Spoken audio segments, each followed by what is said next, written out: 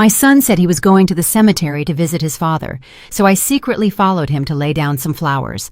But when I arrived, the groundskeeper came up to me and quietly said, "Don't go to that grave. You need to see what he's really doing." 1 hour later. Hello, beloved listeners. Thank you for joining me today. If you enjoy stories like this, don't forget to subscribe to the channel and hit that notification bell. I'm always curious to know which corners of the world you're tuning in from. Let me know your city in the comments. Enjoy the story. The dust in my apartment seems to lead a life of its own. I watch it swirling in the shafts of morning sunlight that pierce through the heavy velvet drapes.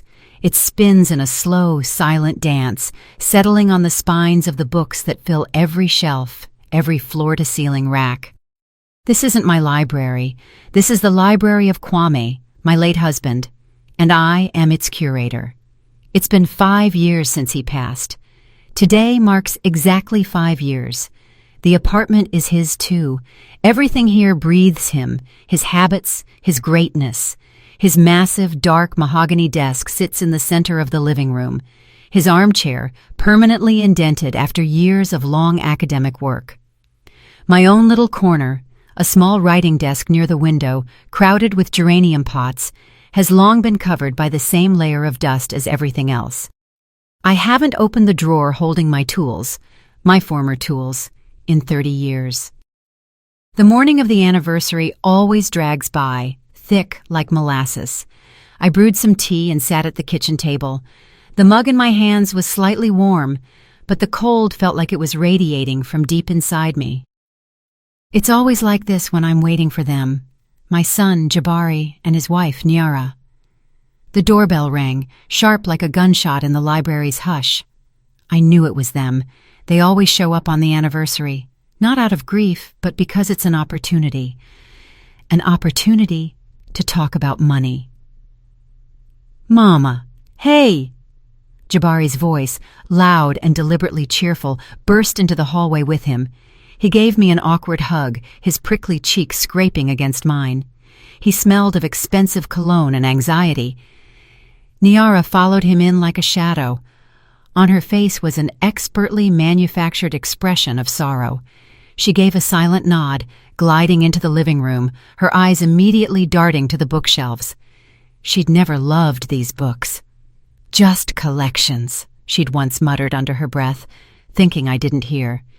"Would you like some tea?" I asked, heading into the kitchen. "We could really use something stronger, Ma," Jabari sighed, collapsing heavily into his father's armchair. He always did that, sat in Kwame's chair, as if trying on a life that didn't fit him.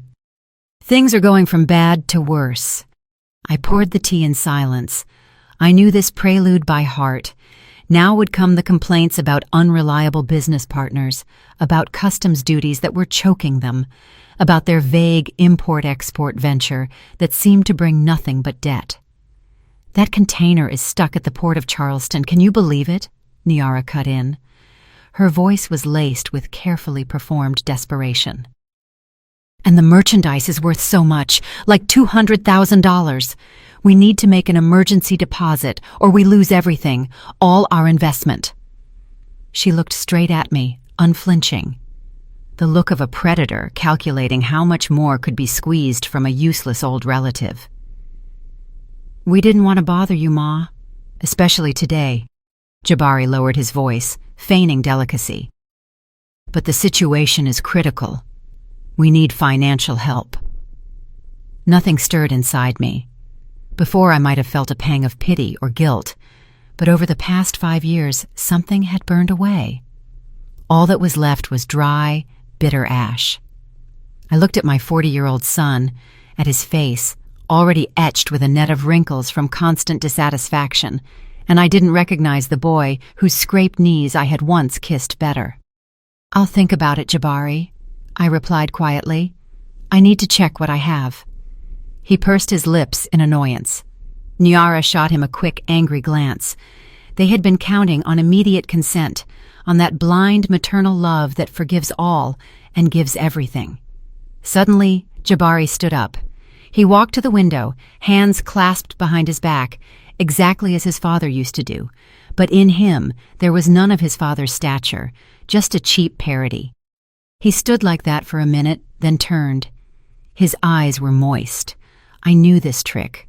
He'd used it since childhood, when he wanted something badly. 5 years, he said, his voice trembling. 5 years since Pop left. And I still feel like he's about to walk through that door. I'm going to the cemetery. I need to sit there alone, talk to him. A single, artfully deployed tear rolled down his cheek. Nyara watched him with ill-concealed admiration. Now that's a winning move. And I fell for it. In that moment, all my knowledge of him, all the bitter experience of the last few years retreated. Somewhere deep inside, in that forgotten corner where hope still lived, a warmth stirred. What if there really is something human left in him? What if the memory of his father isn't just an empty word? This thought was so welcome, so sweet, that I clung to it like a drowning person to a straw. The hunger for sincerity, for any sign of a son's love, was stronger than common sense. That's good, Jabari, I whispered, and my voice genuinely trembled. That's very good. He nodded, wiping the tear, and quickly headed for the exit, as if afraid I might notice the deception. Nyara stayed for another minute to seal the effect. He's taking it so hard, Miss Johnson, she cooed, using my late husband's surname. He loved his father so much, he just doesn't show it. She left. I was left alone in the deafening silence, broken only by the clock's ticking. And that warmth, that timid hope began to grow in me. I suddenly desperately wanted to see it, to see my son at his father's grave, alone in silence and sorrow. Not to catch him or verify him, but to believe, to feel, even for a moment, that we were a family, connected by shared memory. I quickly changed, taking 3 deep red carnations from the vase, the ones I'd bought that morning for Kwame's portrait. I called a cab to the next street over so they wouldn't spot me.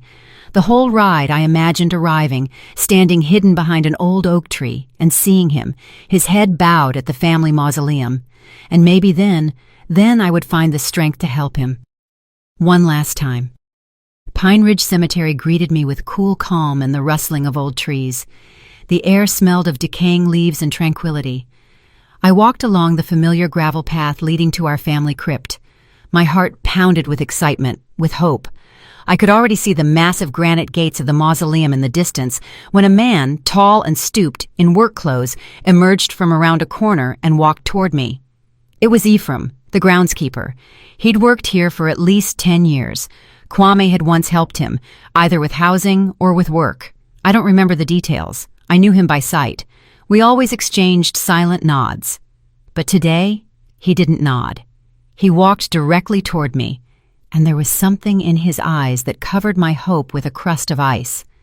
His face, usually placid, now resembled a severe mask. He walked almost up to me. I stopped, clutching the carnations. "Ms. Johnson," he said. His voice was low, almost a whisper, but every word burrowed into my consciousness like a shard of glass. "Hello, Ephraim," I replied, trying to smile. "I'm going to see my husband, and my son is here somewhere." He interrupted me, placing his rough, calloused palm on my shoulder. I didn't feel it because, at that moment, he looked me straight in the eye, and a chill ran down my spine. "Ava," he whispered so softly I barely heard. His face was tense and grim. "Don't go to the crypt, please. Not right now. Wait. You need to see what he's really doing." Ephraim's words didn't cause me fear or a desire to argue. They simply fell into the ringing void that had opened inside me. The carnations in my hand suddenly felt alien, lifeless. I nodded silently. "I didn't ask why, or what do you mean?" I already knew I wouldn't like the answer. He turned and, without looking back, walked away from the main avenue along a barely visible path overgrown with weeds. I followed him like a sleepwalker. We walked in complete silence, the only sounds being the rustle of our steps on the dry leaves and the distant, mournful cry of a crow. He led me to a small hill, to an old, leaning fence of some long-forgotten grave. From here, through the dense branches of wild lilac, our family crypt was visible as clear as day. Somber, majestic, made of black granite, it seemed an unshakable monument to the honor and dignity of the Johnson lineage. "You can see everything from here, and they can't see us," Ephraim said just as softly, then moved aside toward a tree, giving me space at the fence. He seemed to understand that this was something I had to see alone. I gripped the cold metal of the fence. I didn't have to wait long, less than 5 minutes. 2 figures appeared from the main avenue. Jabari and Niara. My son wasn't alone. He hadn't come to talk to his father. He'd brought his wife. They weren't carrying flowers. Their stride was businesslike, quick. No sorrow, no pause at the entrance to cross themselves or just stand in silence. Jabari pulled a set of keys from his pocket. He inserted one, large and antique, into the keyhole of the crypt's heavy, wrought iron door. A loud grinding sound echoed through the cemetery silence. The door groaned open. They walked inside as if entering not a tomb, but a storage unit, an ordinary garage. The cold inside me, which had been only a premonition until then, began to gain density. It became solid, heavy. I watched, unable to look away, as if my eyelids were frozen to their sockets. A few more minutes passed. A third person approached the crypt, a man in a long dark coat, despite the relatively warm day. I couldn't see his face. He stayed in the shadows, but his entire figure radiated something unpleasant, slick. He didn't greet them. He just peeked inside and said something brief. And then I saw the movement. Jabari and Niara emerged, carrying objects in their hands, items carefully wrapped in dark velvet, one elongated, the other almost square. They handed them to the man. I didn't know what they were, but the way they did it, quickly, looking around nervously, said everything. The wind carried snippets of their conversation to me. Their voices were low but distinct in the dead silence. "Flawless forgery," the stranger said, slightly lifting the edge of the velvet. "A pro couldn't spot it."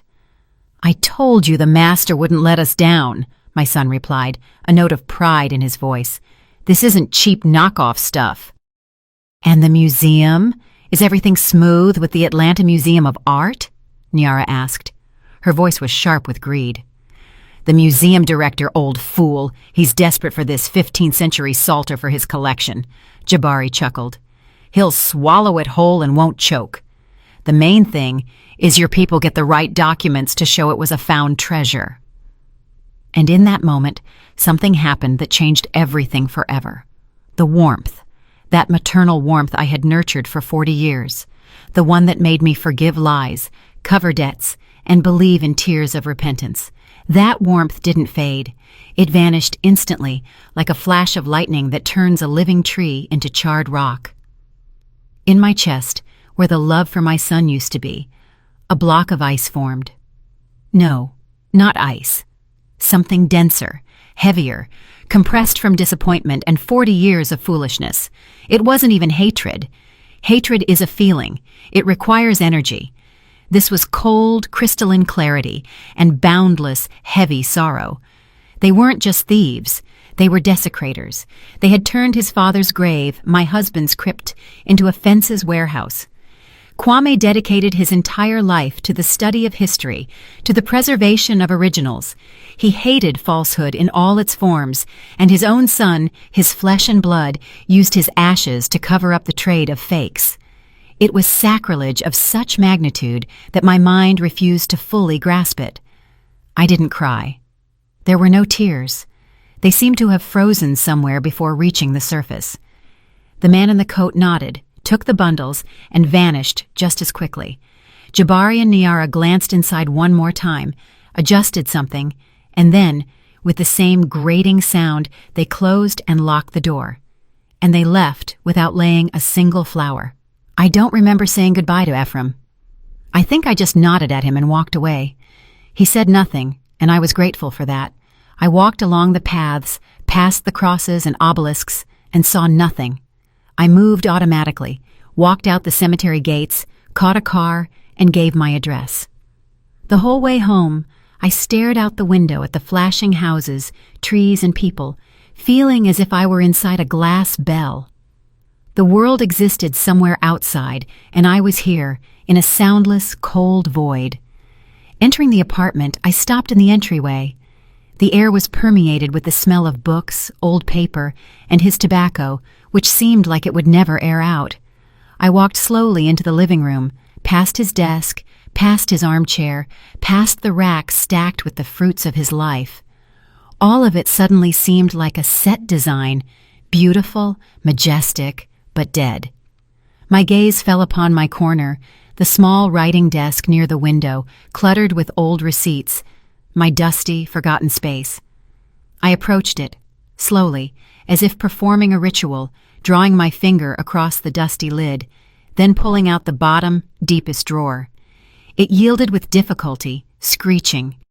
Inside, beneath a stack of time-yellowed papers, it lay, a simple wooden box, unadorned. I took it out. The tiny bronze key always hung on a chain around my neck, beneath my clothes, next to my cross. A reflexive habit left over from the days when the contents of this box were my life. I inserted the key into the lock and turned it. Click. I lifted the lid. Inside, resting on a bed of dark green velvet, were my tools. They hadn't tarnished. A small yet powerful jeweler's loupe. A compact, metal-cased ultraviolet lamp. A set of fine tweezers and scalpels, and beneath them, in a lower compartment, lay 3 thin, hardcover volumes. My personal reference books, which I had compiled back in graduate school. Historical pigments and their chemical composition, watermarks 15th century to present, binding techniques of various eras. I picked up the loupe. The cold metal felt familiar in my palm. I lifted it to my eye and looked at my skin. Every line, every pore became visible with merciless clarity. For 30 years, I hadn't used these tools. For 30 years, I had been just a wife, then a mother, then a widow, a keeper of someone else's memory. But today, at the cemetery, something had died, and something else, long buried, began to awaken. I carefully closed the box. I didn't wipe the dust from the writing desk. Tomorrow I would put things in order here. My order. The night passed without sleep. I didn't lie looking at the ceiling or turn over old grievances in my memory. I sat in an armchair in silence and just stared at the toolbox, which sat on my desk. I wasn't planning anything, not constructing schemes for revenge. I was simply allowing the cold clarity to fill me to the brim, pushing everything else out, like an old, dusty vessel that has finally been emptied to be filled with something clean and transparent. I woke up with the first light. There was no haste, no familiar morning heaviness. I took a rag and a bucket of water, and for the first time in years, began to tidy up my corner. I wiped the dust from the writing desk layer by layer until the texture of the old wood reappeared. I repotted the geraniums. I cleaned the glass on the small bookshelf that held my books, not Kwame's. They weren't great works, but modest monographs, collections of articles I had written before getting married. I looked at my name on the covers, Eva Jones, and felt like I was meeting a long-lost acquaintance. I didn't touch the rest of the apartment. Kwame's library, his desk, his armchair, all remained in their dusty, memorial neglect. But my little corner by the window now shone with cleanliness. It was my staging ground. The doorbell rang precisely at noon. This time, there wasn't a hint of yesterday's false sorrow. It was short, businesslike, impatient. They walked in without ceremony. Jabari didn't even try to hug me. His face was strained. Niara looked at me with ill-concealed irritation. Their visit had one single purpose. "Well, Ma, did you think about it?" Jabari asked right from the doorway, walking into the living room. "Tea first," I replied in an even voice. They exchanged glances. Their eyes read, "More of these old people's rituals," but they complied. They sat down, Jabari in his father's chair, Niara on the edge of the sofa, ready to jump up at any second. I went to the kitchen. My movements were slow and precise. I took out the tea leaves, poured boiling water, sliced a lemon. I could hear them talking in low voices in the living room. "She's stalling," Niara hissed. "Calm down. Where is she going to go?" Jabari replied. "She'll drink her tea and sign everything." I placed the tray with the cups on the table. The porcelain clinked softly. I sat down opposite them in a simple wooden chair that usually stood in my kitchen. I did not sit in my usual place. I poured the tea. Jabari tapped his fingers impatiently on the armrest. Niara picked up a cup but didn't take a sip. "Ma, we don't have time for beating around the bush," Jabari began, breaking the silence. "We need an answer today. It's a large amount.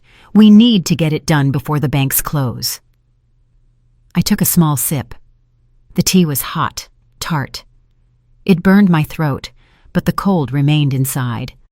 I looked up at them, calmly, without judgment, just looking at them like two strangers who had come to me on business.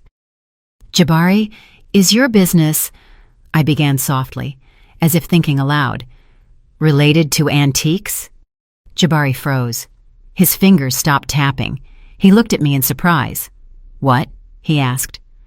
"I was just remembering my old work," I continued just as calmly, looking into my cup.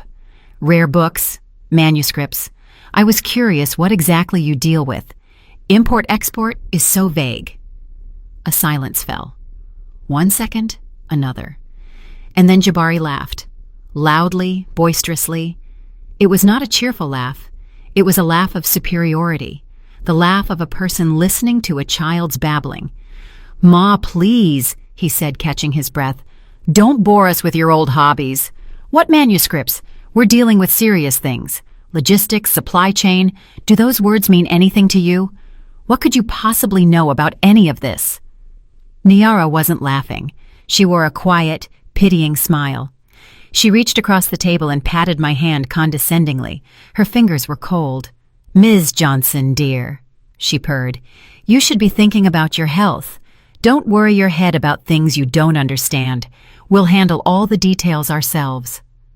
She removed her hand, and her gaze hardened. "Starting with the bank transfer, Jabari's right. We need to go." They stared at me, waiting. There was nothing in their eyes but greed and condescension. They saw before them a quiet, senile old woman who had suddenly indulged in a memory. They mistook my calm for apathy, my question for a sign of senility. They didn't see me. They only saw a wallet that was inexplicably slow to open. And in that moment, I understood that I possessed a weapon they didn't even suspect, their own certainty of my nothingness. I watched the light from the window fall on Niara's face, highlighting the harsh crease by her lips. I saw the vein twitching on Jabari's temple from impatience. I felt no pain from their words. I felt something inside me finally calibrating, adjusting, like the optics in a precise instrument. I slowly placed the cup on the saucer. The sound seemed deafening again in the strained silence. "All right," I said.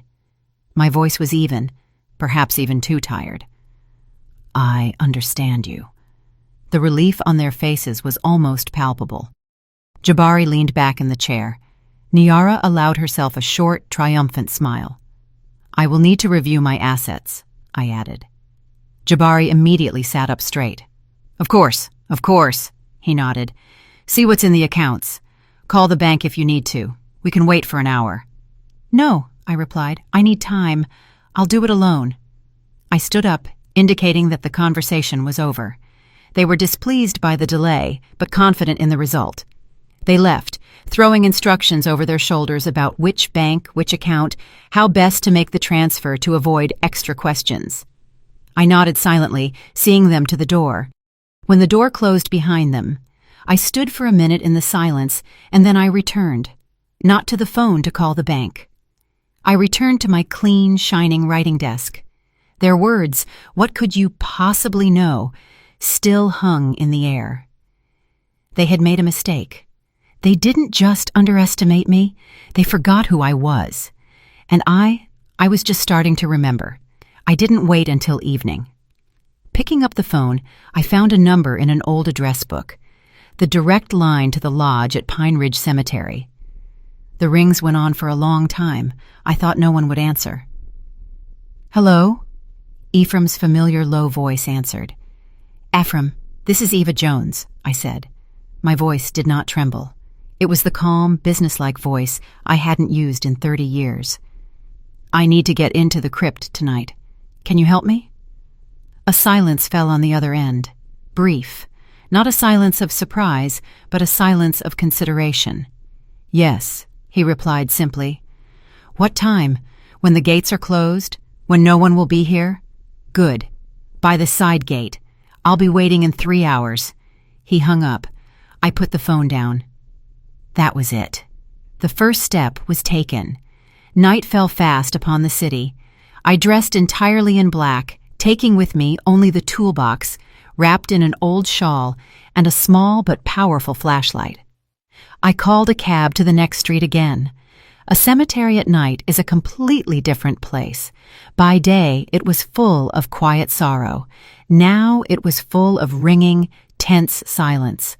The moon shone through the bare tree branches, drawing strange, skeletal shadows on the ground.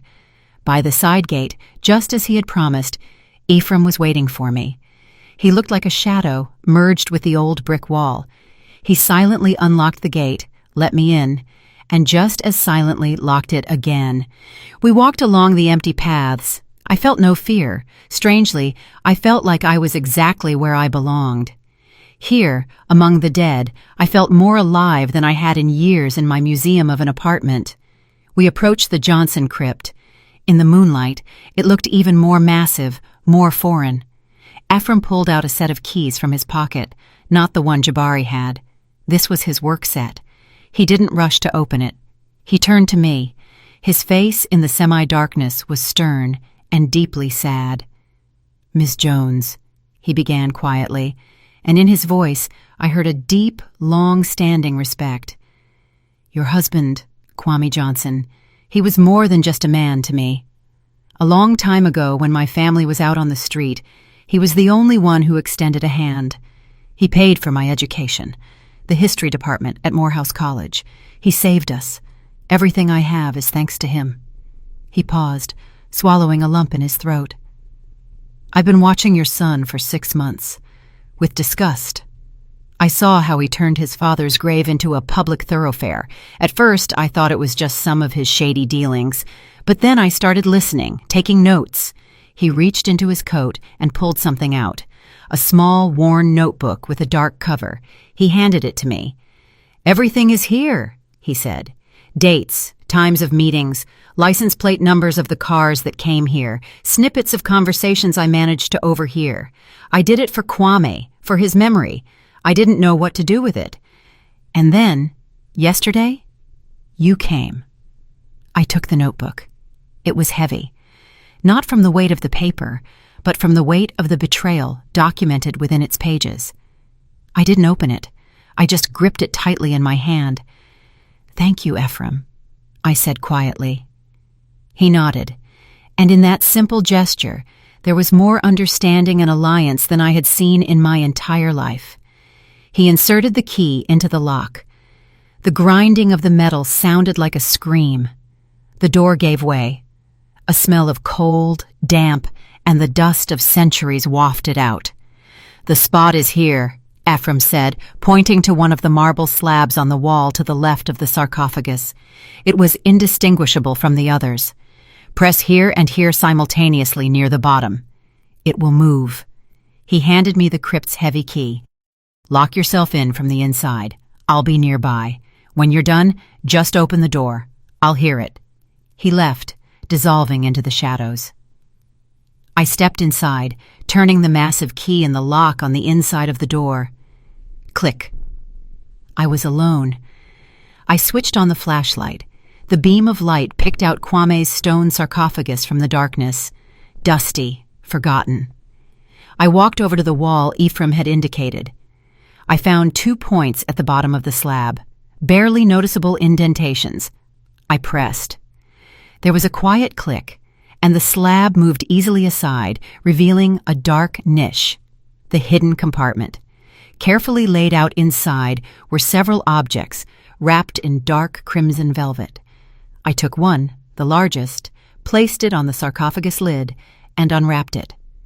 It was an old icon. On a dark wooden board, the Savior not made by hands. The face was painted with astonishing finesse, with deep, all-forgiving sorrow in the eyes. The golden background glimmered dimly in the flashlight's beam.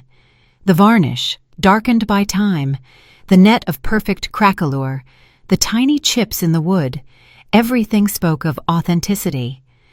A master's work, a true masterpiece that could grace any museum. I placed my toolbox next to it and opened it. My fingers instinctively found the familiar tools. First, the loop. I held it up to the icon. My eye, my brain, my memory, everything worked as one smooth mechanism. 30 years of inactivity vanished as if they had never been. I was myself again. I examined every millimeter, the brush strokes, the composition of the ground, visible in the chips, the method of securing the splines on the reverse side. Everything was flawless, almost. I pulled out the UV lamp. In its eerie violet light, the old varnish should have given off an even yellowish-green glow. It did. But when I swept the beam over the folds of the Savior's robe, in the places where the artist had used lead white to paint the light, I saw what I was looking for. There, in the brightest spots, the glow was different. Brighter, colder, almost chalky. It was a tiny, foreign fluorescence. The fluorescence of titanium dioxide. Its anatase form.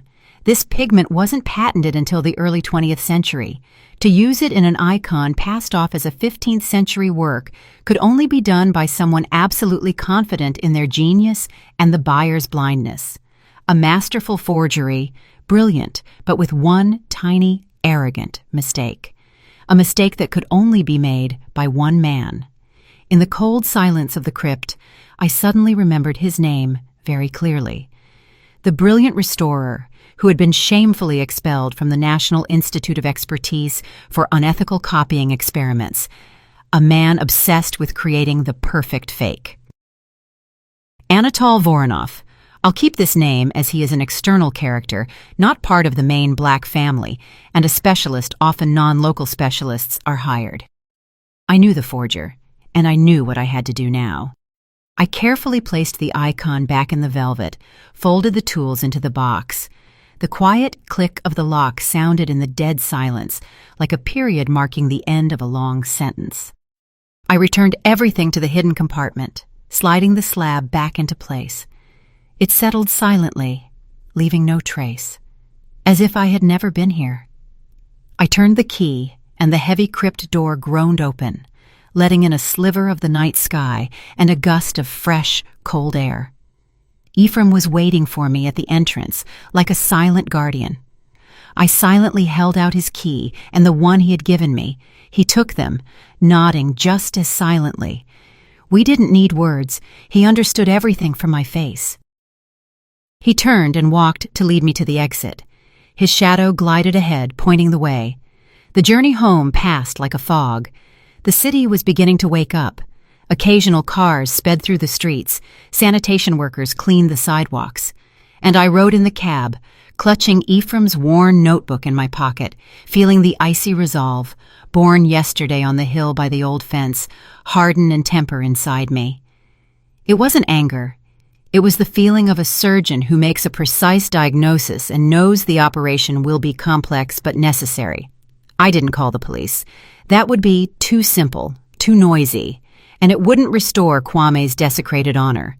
The police would punish the criminals, but I had to destroy the lie itself, the web they had so long and so skillfully spun. And to do that, I had to strike not at their hands, but at the very center of the web. Back in the apartment, I didn't lie down.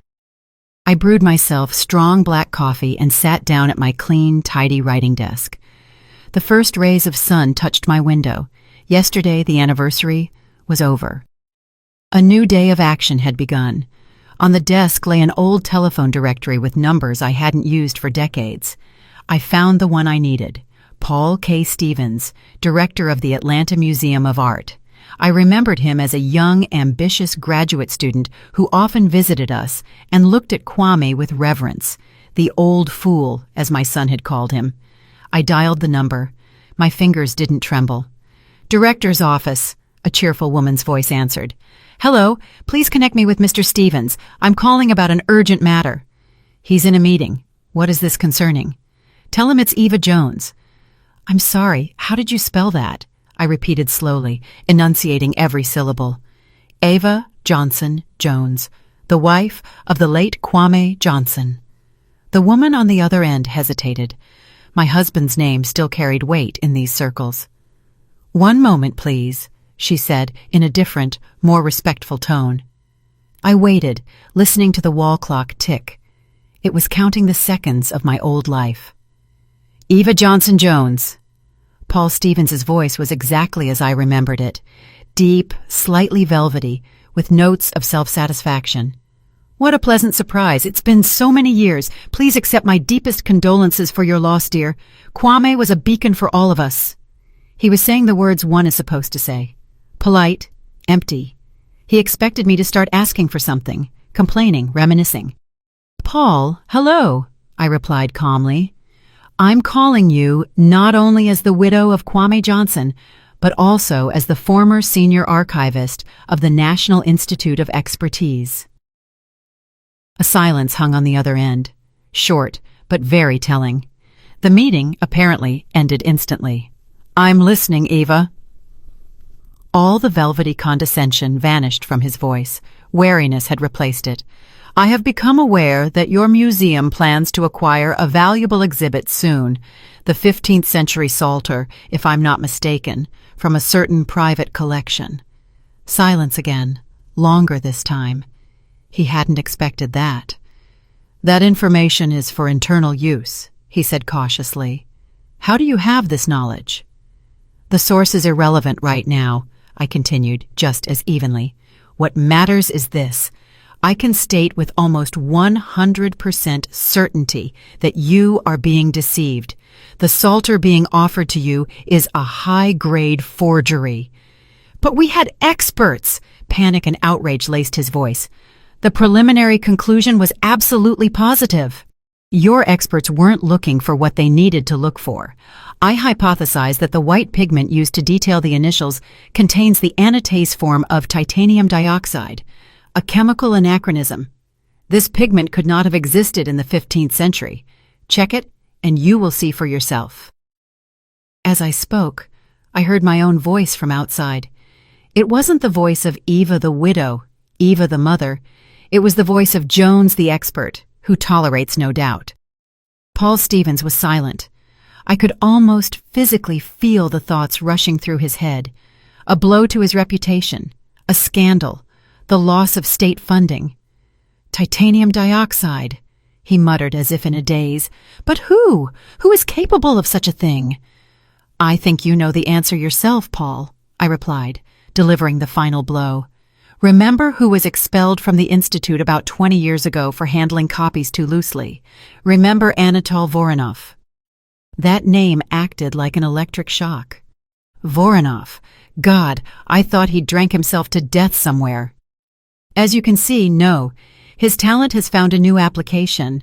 Paul, I strongly urge you to immediately stop the deal and conduct a full, independent forensic analysis before it's too late. Yes, of course, Eva. I am in your debt. I will cancel everything immediately. We must meet. Later, I interrupted him. First, do what you must. Goodbye. I hung up. The apartment was quiet again, but the silence was different. It no longer oppressed me. It hummed with tension like a taut string. I knew that right now, in the museum director's office, phones were ringing, orders were being given, and the nearly signed contract was flying into the wastebasket. I pictured Jabari's face when the buyer called him. I pictured Niara's panic when they realized that their biggest score, the very money they were supposed to use to pay off their unreliable partners, had vanished, turned into smoke. I stood up and went to the window. The day was breaking. Their easy money was gone. Their creditors, I was certain, don't like to wait. The clock on the wall kept ticking. Now it was counting down to the explosion. I intended to wait for it right here on my staging ground in complete tranquility. 2 days passed. 2 days of deafening, tense silence. They didn't call. They didn't come. I knew this was the calm before the storm. They were trying to figure out what had happened, trying to salvage their deal, to contact their accomplices. But I had cut the main thread in their web, and now the whole structure was collapsing, burying them beneath it. I wasn't idle. I dedicated these 2 days to reorganization. With the help of Ephraim, who came to check on me under the pretense of fixing a leaky faucet, I carried out a small revolution in my apartment. We moved Kwame's massive oak desk against the wall. It was no longer the center of this universe. It became just a piece of furniture, and in the center of the living room, in the spot where my husband's desk had reigned, I placed my writing desk, my small, modest, but now shining clean workspace. I brought the books that had been gathering dust on the shelves from my bedroom. My books, the very monographs and reference guides. I spread them out around me on the desk, on the chairs. I took out Ephraim's notebook and began making notes on a large sheet of butcher paper. License plate numbers, dates, names I managed to decipher. What emerged was a diagram, a map of their criminal life. For the first time in years, this apartment stopped being a mausoleum and started looking like an office. My office. On the 3rd day, they came. I knew it was them even before the knock. More accurately, it wasn't a knock. It was a furious, broken pounding. They were hitting the door with their fists. I didn't rush. I carefully put down my pen and closed the notebook. I stood up and walked slowly to the door. The sound of the blows grew louder. Jabari's voice, distorted by rage, was added to it. "Mom, open up! I know you're home! Open it right now!" I turned the key in the lock. The door flew open so abruptly that it hit the wall. They burst into the hallway like 2 predators. Their faces were distorted by a mix of fear and hatred. Yesterday's condescension, the day before's fake sorrow, all of it peeled away like cheap gold plating, revealing an ugly, greedy core. "What have you done?" Jabari roared, advancing on me. His eyes were red, crazed. "What did you say? To who? The deal is off. We've been burned. The buyer is gone. It was you. You ruined everything. You destroyed us!" He yelled, spitting saliva. Before, I would have cringed in fear, burst into tears, and started justifying myself. But now, I simply stood and looked at him, calmly, like a doctor looking at a patient having a fit. I silently turned and walked back into the living room. I sat down at my desk and picked up my pen. He followed me, never stopping his shouting. "I'm talking to you! Look at me!" I dipped the pen into the inkwell and wrote down another license plate number from Ephraim's notebook on the paper. I didn't look at him. "Destroyed you?" I asked quietly, not lifting my gaze from the paper. My voice, in the middle of his hysteria, sounded deafeningly calm. "Or exposed you?" Jabari fell silent for a moment, thrown off by my tone. "What? What are you saying? What exposure? Have you lost your mind, old woman?" "I'm merely consulting," I continued just as quietly, drawing a line from the license plate number to the date of the meeting. "Imagine, the museum finds my old hobbies very valuable, much more valuable than your import-export." And then I looked up at them. I looked first at Jabari, then at Niara. I watched as the realization dawned on them, as disbelief in their eyes turned to horror. They looked at me and didn't see their quiet, harmless, senile mother or an accessory to the apartment and the pension. They saw a woman sitting at her working desk in the center of the room, a woman with a straight back and a cold, clear, absolutely calm gaze, the gaze of an expert delivering a final verdict. They saw Ava Jones, the archivist, whom they had buried and forgotten 30 years ago. "You," Jabari whispered. He took a step back. All his fury had drained away, leaving behind only sticky, primal fear. "You called the museum?" I didn't answer. I just looked at him. "You used his grave as a warehouse, Jabari," I said, and my voice, though quiet, filled the entire room. There was no pity in it, only a statement of fact. "You traded in forgeries from your father's crypt. You dragged his name, his legacy, his whole life through the mud for money." I paused, letting the words soak into the silence. There is nothing left to destroy here. These words hung in the air, final and inevitable, like a sentence. Jabari looked at me, and there was no more rage in his eyes, only empty, childlike terror. He opened and closed his mouth like a fish thrown onto the bank, but couldn't utter a sound. He looked for salvation, for support, but turning to his wife, he saw only cold, calculated panic. Niara had already regained her composure. The fear in her eyes had been replaced by something else, a nasty, venomous resolve. She wasn't looking at me, she was looking through me, already calculating her next move. She grabbed Jabari's arm. Her fingers dug into his sleeve. "Let's go," she hissed. "It's useless to talk to her. She's not right in the head." She dragged him toward the exit. He walked, stumbling, his glazed eyes fixed on me. Before disappearing behind the door, Niara turned around, and in her glare, I read everything. This isn't over. This is a declaration of war. They left. I remained sitting at my desk in the silence that followed. I knew Niara wouldn't give up. Like a wounded snake, she would writhe and strike until the end. I had to wait for her blow, and it followed 2 days later. My neighbor, Ms. Anna May, called me. Her voice trembled with outrage. "Eva, did you see tonight's Gossip Hound? Sit down before you read it." I didn't subscribe to the tabloids. I went to the convenience store and bought the cheap, foul-smelling sheet. And on page 3, beneath the screaming headline, "Widow's Grief or Senior Insanity," I saw my picture, an old one taken about 10 years ago at some anniversary. Next to it was a photo of Jabari and Niara, posing as a loving, suffering couple. The article was a masterpiece of lies and manipulation. An anonymous source close to the family recounted a heartbreaking story.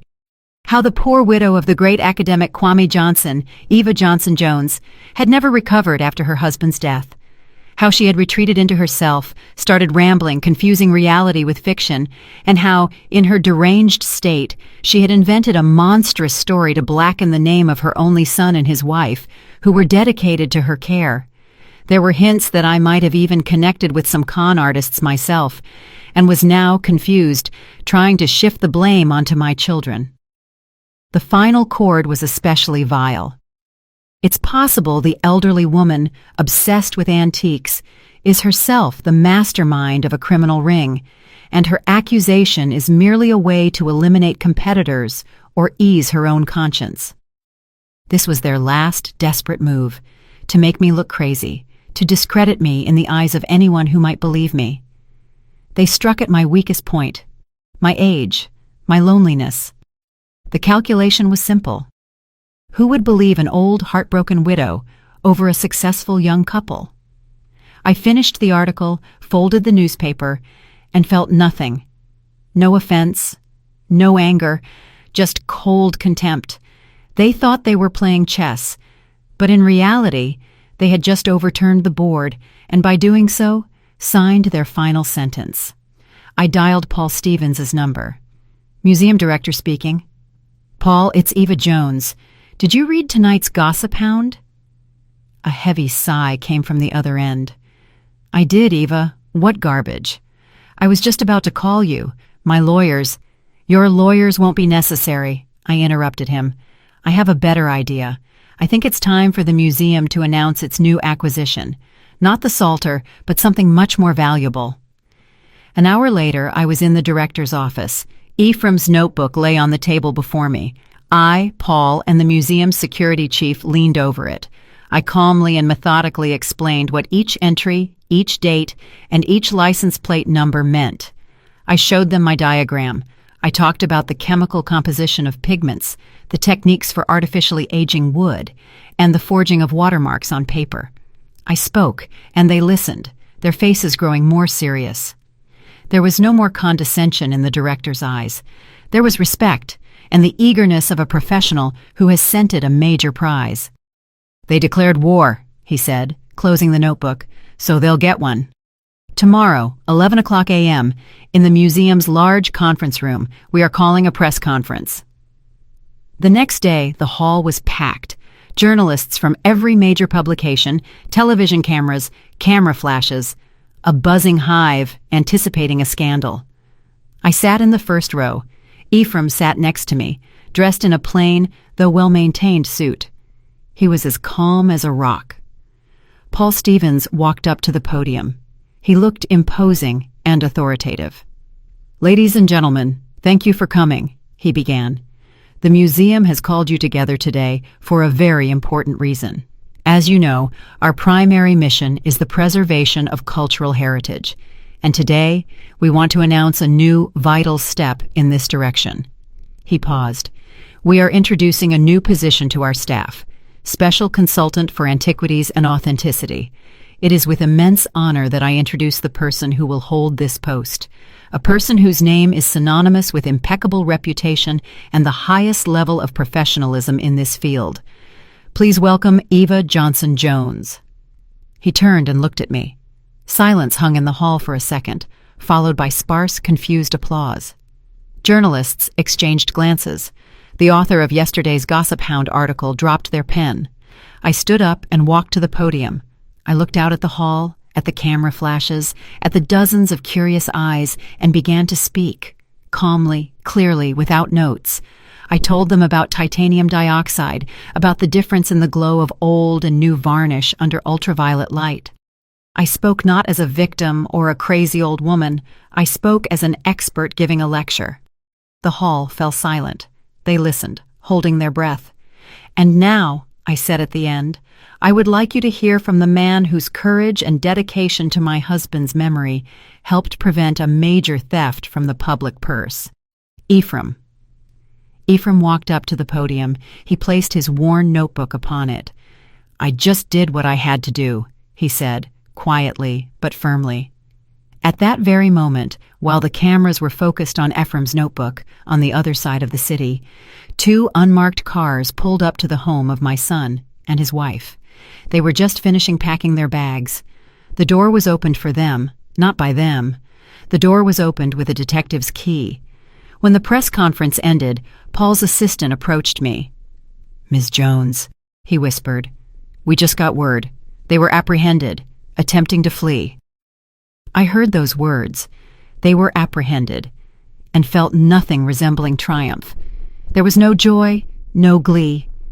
There was only silence, a deep, deafening silence that followed a very long, exhausting noise. I slowly nodded to the assistant, accepting the news as a given, like a doctor's conclusion. Paul immediately stepped between me and the journalists who were closing in with new questions. "That's all for today, ladies and gentlemen. Thank you." His voice sounded like a gavel closing an auction. He took my arm and, ignoring the murmuring, led me through the service exit, away from the chaos. From that day on, my life changed. More accurately, it didn't change. It began. The first thing I did upon returning home was throw open all the windows, wide. I took down the heavy, dusty drapes that had hung there for decades, letting the sun and air into the apartment. The rooms filled with light, and it turned out they weren't so gloomy after all. The dust dancing in the sunbeams no longer seemed like a symbol of oblivion. Now, it was just dust that needed to be wiped away. The apartment transformed. It ceased to be a mausoleum for one great man. It became a living workspace for another. Kwame's books still stood on the shelves, but now mine appeared beside them. On his desk, which I left by the wall as a tribute, there was now a vase of fresh flowers, not stacks of old manuscripts. And my writing desk in the center of the room hummed with a quiet, active life. It was cluttered with books, printouts, and photographs of antiques sent for appraisal from all over the country. The air no longer smelled of tobacco and decay. It smelled of lemon polish, freshly brewed coffee, and the printer's ink of new catalogs. The sound of the phone ringing. I was sitting at the desk, examining a photograph of an enameled locket with my loupe. The phone rang, sharp and demanding. I picked up the receiver without taking my eyes off the intricate pattern. "Jones, hello?" "Ms. Jones, this is the Legacy Auction House. We're calling about that Fabergé cigarette case. We have documents confirming the provenance. Very solid paperwork." I chuckled to myself. Paperwork is the easiest thing to fake. "Is the master's hallmark authentic?" I asked. "Absolutely. Perfect." "It's too perfect, young man," I replied, pushing the photograph aside. My voice was calm and firm. Carl Fabergé had an apprentice during that period with a slight vision defect. He always set the hallmark, slightly tilting it to the right by fractions of a millimeter. Yours is set as if by a ruler. It's modern work, done using old sketches. Very good work, but work nonetheless. No, the provenance is fake. Tell your client just that. A stunned silence hung on the other end. I've said my piece. I hung up the phone and picked up the loop again. Twice a week, I led seminars at the museum for young curators, for art history students. I stood in the bright, spacious hall before a dozen young faces hungry for knowledge. They looked at me not as an elderly woman, but as a source of knowledge that couldn't be read in any textbook. They hung on my every word. Never trust first impressions, I told them, holding an ancient reliquary. Beauty can lie. History can lie. Even science can be used to lie. But the object itself, the thing, never lies. You just have to learn to listen to its quiet voice. Look here at this scroll work. Do you see how the light plays on the patina? It lies too evenly. Real time is merciless. It leaves scars, wear, traces of human touch. And here, there is only the flawless work of a chemist. I looked at their shining eyes and understood. This was it. This was the true legacy.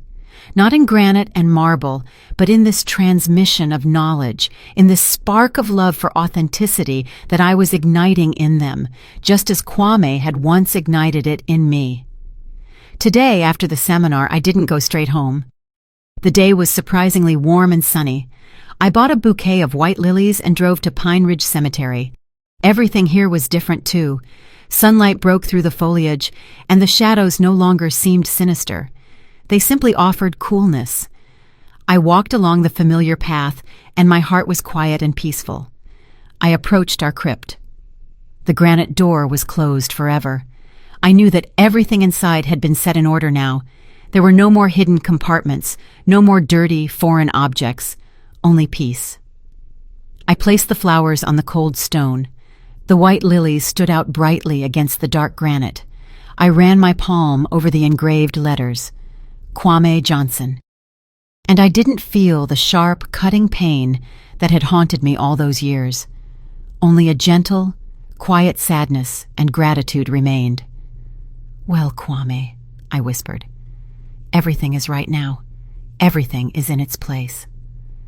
I stood for a little longer, inhaling the scent of the flowers and the decaying leaves. I was here not as a widow who had come to mourn her loss. I was here as a woman who had reclaimed her name, her dignity, and her future.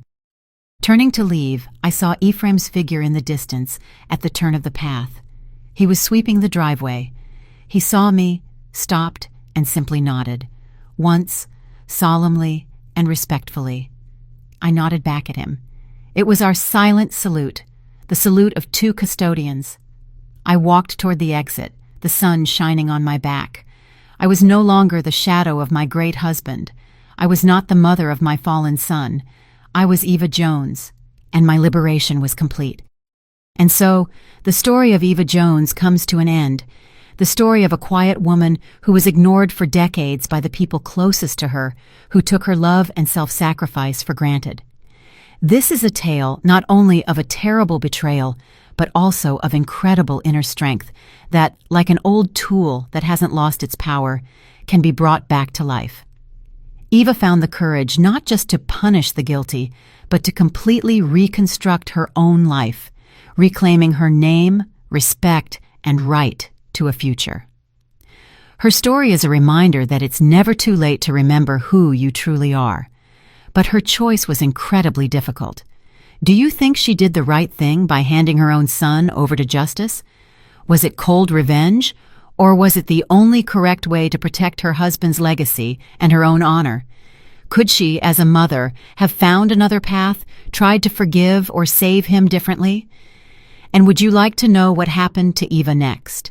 How did her new career unfold? And did Jabari ever try to contact her after everything that happened? Your thoughts are very important to us. If you have any questions about this story, or are simply curious about any details that remained off camera, please write about them in the comments. Please like this video if the story touched you, and subscribe to our channel so you don't miss new captivating stories. Your feedback is the best reward for our work. We wish you all the best. Did you like the story, and which city are you listening from? Let's meet in the comments. If you liked the story, you can support me by sending a super thanks so I can keep bringing more stories like this. Thank you so much for your sweet support. I'm looking forward to your comments on the story. On the screen, you can see 2 new life stories that I highly recommend. There's so much more on my channel. Don't forget to subscribe. See you in the next life story with love and respect.